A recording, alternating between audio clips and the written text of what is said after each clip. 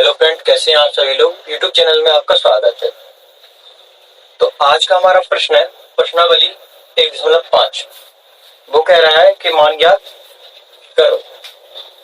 तो सवाल नंबर पहला है, वो कह रहा है 64 की घात 1/2। तो 64 की घात 1/2 को हम क्या लिख सकते हैं? हम लिख सकते हैं 64 की घात 1/2 को 8 की घात 2 गुणित 1/2 8 64। तो 2 से 2 कट जाएगा, यहाँ पर कितना बचेगा हमारा 8। ये हमारा क्या आ गया आंसर। सवाल नंबर दूसरा है, दूसरा में कह रहा है कि 32 की घात 1/5। तो 32 की घात 1/5 है, तो 32 की घात 1/5 को क्या लिख सकते हैं हम? किसकी घात है? 2 की घात है। तो 2 की घात मतलब 2 की घात कितना है हमारा 5 गुणित 1/5। तो 5 से 5 यहाँ कैंसिल हो जाएगा, तो यहाँ पर कितना बचेगा हमारा 2। ये हमारा क्या आ गया आंसर आ गया। इसके बाद है सवाल नंबर तीसरा।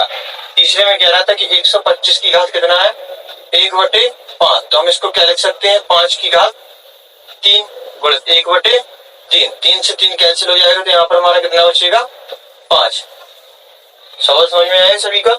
अब है सवाल नंबर दूसरा हमें भी कह रहा है क्या करना है, हमें मान ज्ञात करना है। तो सवाल नंबर दूसरा की पहला में 9 की घात कितना है 3/2। तो इसको हम क्या लिख सकते हैं? इसको हम लिख सकते हैं 9 की घात 3/2 को कि 3 की घात 2 गुणित 3/2। 2 से 2 कैंसिल हो जाएगा, तो यहाँ पर कितना बचेगा 3 की घात 3। अब 3 को क्या करेंगे हम? 3 को 3 बार गुणा करके लिख देंगे। 3 का 27। ये हमारा क्या आ गया इसका आंसर। इसके बाद है सवाल नंबर दूसरा हमें कह रहा है कि 32 की घात कितना है 2/5। 2 की घात 5 गुणित 2/5। 5 से 5 कट जाएगा, तो यहाँ पर कितना बचेगा 2 की घात 2। 2 को हम 2 बार गुणा करके लिख देंगे, कितना हो जाएगा 2 दूनी 4। तो ये हमारा दूसरे का आंसर आ गया। इसके बाद है सवाल नंबर तीसरा हमें कह रहा था कि 16 की घात कितना दे रहा था वो 3/4। तो इसको किसकी घात लिखेंगे हम? 2 की घात। 2 दूनी 4 दूनी 8 दूनी 16, मतलब 2 की घात 4 गुणित 3/4। 4 से 4 कैंसिल हो जाएगा, तो यहाँ पर कितना बचेगा 2 की घात 3। अब 2 को हम 3 बार गुणा करके लिखेंगे, तो यहाँ पर कितना हो जाएगा 2 गुणित 2 गुणित 2 दूनी 4 दूनी 8 आंसर।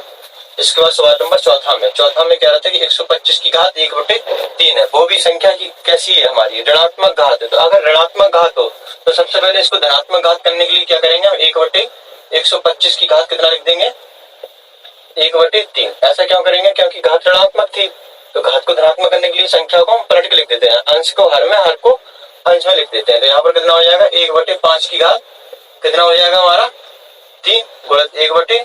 3 से 3 कैंसिल हो जाएगा, तो यहाँ पर कितना आ जाएगा 1/5। ये हमारा क्या आ गया आंसर। सवाल समझ में आई वाले।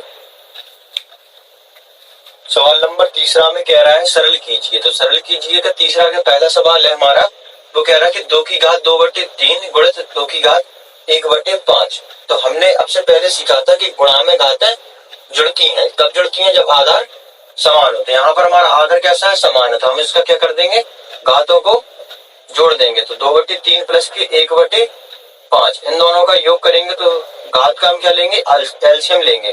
तो एलसीएम कितना आएगा 5 तिया 15 है। तो 3 + 15 5 दूनी 10 प्लस 5 तिया 15 3 एकम 3। तो 2 में 2 की घात कितना हो जाएगा 10 और 1 10 3 13 13/15 आंसर। 3 की घात 3 की घात कितनी है 7 है। तो हम यहाँ पर क्या करेंगे इसको हम ऊपर ले जाएंगे संख्या को। तो संख्या कैसी हो जाएगी हमारी ऋणात्मक हो जाएगी।